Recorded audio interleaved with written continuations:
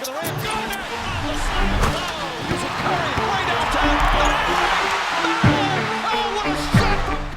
On September 21st, 2022, LeBron James signed his 2-year extension with the Los Angeles Lakers worth $97.1 million, so I get it from that point. Being that it would kick in after the current season, it would take him with the Lakers through the 2024-2025 season. On December 28th, which at the time of this recording was yesterday, he said this in a post-game press conference.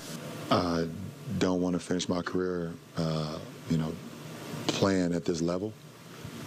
From a team aspect, I'm gonna still be able to compete for championships because I know what I can still bring to any ball club with the right pieces. I'm a winner, and I want to win. And I want to win and give myself a chance to win and still compete for championships. That has always been my passion, has always been my goal since I entered the league as an 18-year-old kid out of Akron, Ohio. And I know it takes steps to get there, but once you get there and you know how to get there,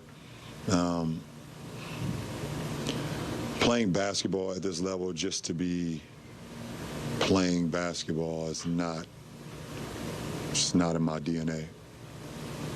It's not in my DNA anymore. So, we'll see what happens and see how fresh my mind stays over the next couple of years.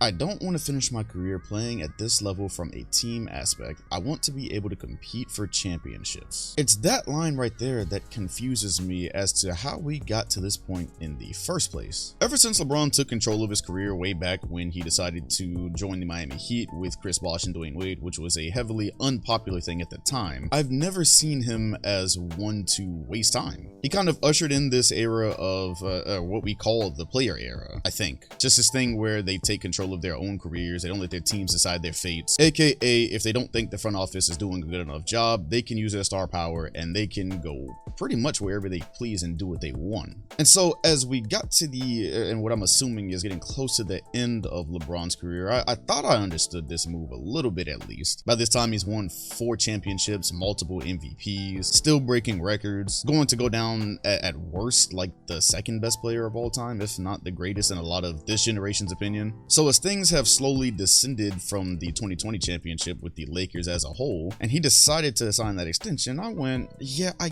guess I get it. He really has nothing left to prove. He can do even more to strengthen his case against Jordan, but as far as his career, his legacy, it's safe. However, it still threw me off that he made the decision to sign that extension before the Lakers actually did anything to change what, in my opinion, were their very obvious fortunes. As implied at the beginning of the video, he would have been a free agent at the end of the 2023 season, meaning he could have had a lot of leverage here. If the Lakers did not want to lose LeBron, which no team ever does, I thought it would be like every time that he's been in this situation where he's on these short contracts and you don't know if he's going to stay or if he's going to go, and the things that he says are a bit ambiguous, so the front office acts in a way that would be beneficial to him. So even if he didn't end up leaving LA, he could at least hold that over them. However, by September of this year, nothing of the sort had happened. The roster was poorly constructed last year. Even without all the injuries, I don't think that was a championship team. And by the time we were headed into October, I was looking at this roster going, I don't know why they would have a good season. As detailed on one of the last videos on my now defunct second channel, you can still see what I thought about the Lakers, and aside from the poor construction of the roster, it's sad to say, at this point, a season-altering injury from Anthony Davis is expected. I know he saw that. We all saw it. As I record this video, he's in the midst of a mysterious foot injury and nobody knows when he'll be back. And even if he does come back, the roster is not constructed in a way that will allow them to compete for championships. It seems that LeBron also knows that. And so you are already dealing with this. In the best case scenario, you could have a good roster and your entire season could depend on an Anthony Davis slip. But then you look away from that and go, coming into the year, one of the better, if not the best three-point shooters on the roster surrounding LeBron was Patrick Beverley. I don't even need to analyze that any further. At the time of this recording, predictably, the Lakers as a team shoot 34% from 3, which is near the bottom of the league, and the Lakers are in deep trouble. I don't know if they're trading Westbrook anymore. They put him on the bench, which is something we thought should have happened a while ago. His play improved, yet the front office refuses to trade him, and we're about to be in January. Even if they did, now with with Anthony Davis being out, I'm not 100% sure it would matter. Don't know if it would move the needle. And once he walks this offseason, your guess about what happens is as good as mine. What confuses me is, for the most part, these things were foreseeable. There weren't a lot of places to trade Westbrook. And the most common response I've got seems to be that he trusted the front office. There must have been some promises made to him that there would be moves. He wanted to finish his career in LA. Who doesn't want to play for LA or live in LA? And so he trusted the Lakers brass to do what was necessary to put them back in contention sooner rather than later. I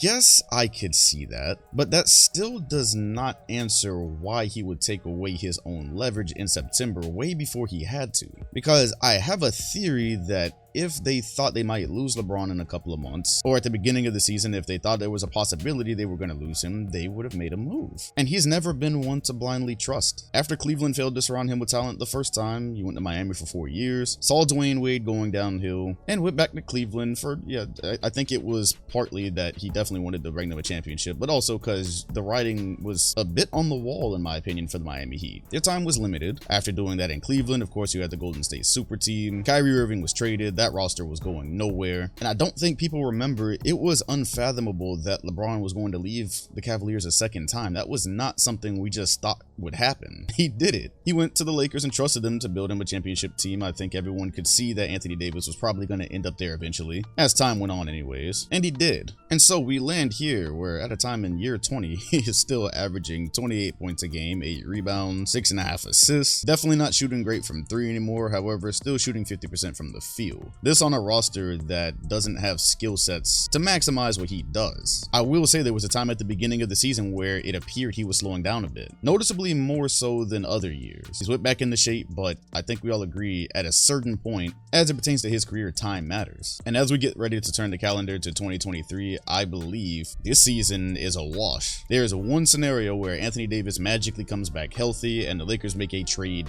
like now and they go on some miracle run, but I put that at about 1 to 3%. Other than that, this Herculean effort by LeBron will be wasted. Furthermore, even if they were healthy next season and Russ left and they replaced him and they built a contender, you would still have Anthony Davis's tendency to get injured hanging over that. However, with that extension, LeBron can't do anything unless he's traded, or unless he were to ask for a trade, which significantly complicates things as opposed to if he would have just had the decision to himself this summer. So he wants to compete for championships still, which with that move, with the extension move in September, I didn't know if he really cared that much anymore, but by his own mouth now we know that he does. And because of his decision, at least partly because of his decision, I have no clue what the path is to that this year or the next, or the one after that. I'm a Celtics fan, so LeBron has been the op for as long as I can remember. However, I'd much rather see him competing rather than breaking Kareem's record in a losing season. From his own words, playing basketball just to play it is no longer in his DNA, yet all signs point to him doing exactly that. Well, I'd like to see how this ends. Let me know what you think about the situation in the comment section. How much longer does he have left? If he doesn't have a way out, is he just gonna retire while he's still this good one day? Do you think the Lakers will even still bother making a trade? Leave that in the comment section. Also, hit the like button and subscribe while hitting the bell next to my name if you want notifications every time a new video drops. Appreciate you watching, and I'll see you all on the next one.